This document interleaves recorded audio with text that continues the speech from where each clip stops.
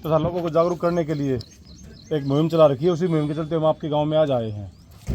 आपके गांव में बोर्ड भी लगा दिए गए हैं। उस पे SHO का, मुंशी का 112 का नंबर है।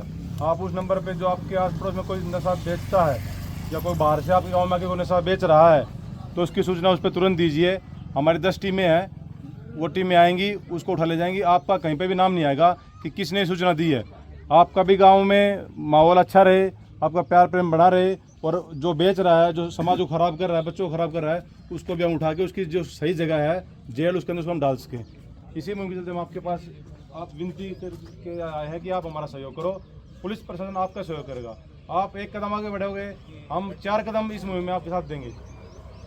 आपने पंजाब देखा होगा, जो बुजुर्ग हैं उन्होंने पंजाब देखा था। पहले पंजाब अच्छा कट्ठा था, उसके नौजवान थे, खेल में भी बड़ा उनका नाम था। आज आप पंजाब देख लो, से कारण कहाँ पहुँच गया। ये एक अंतर्राष्ट्रीय साजिश है, क्योंकि हमारा जो देश है वो विश्व में सबसे युवा देश है। हमारे देश के अंदर सबसे ज़्यादा युवा है।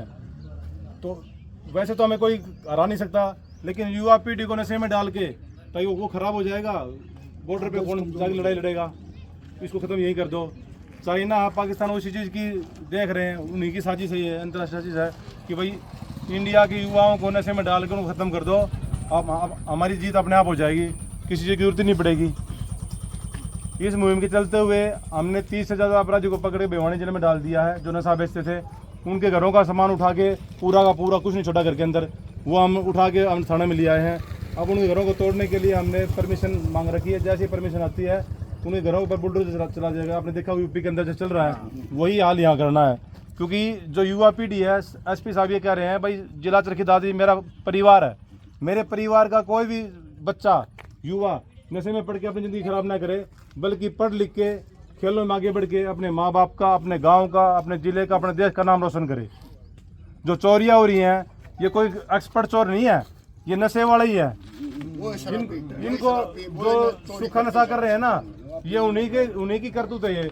क्योंकि ये नशा इतना महंगा है कि 3000 रुपये में बिल्कुल थोड़ा सा आता है, 1 तोले से भी कम।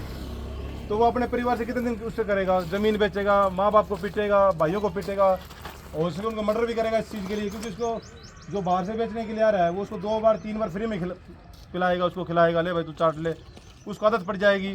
फिर वो उसको ढूंढेगा बेचने वाले को कहाँ है, क्योंकि उसका माइंड खत्म हो जाता है। हम पकड़ते हैं, हम देखते हैं, हम जिसको पकड़ लाए रात को उसको जाग आ जाते हैं, फिर डॉक्टर के पास जाना पड़ता है। अगर मर गया तो हम भी साथ जाएंगे। तो सच्ची बात ये है।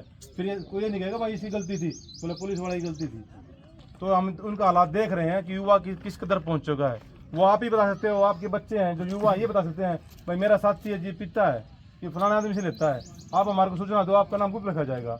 क्योंकि आज वो एक आपके गांव में मान लो एक पीने वाला है, सच्चाई बता दीजिए। नहीं जी बाबा, आपके गांव में मान लो एक पीने वाला है, वो 1 से 10 करेगा, उसको तो अपनी तादाद बढ़ानी है।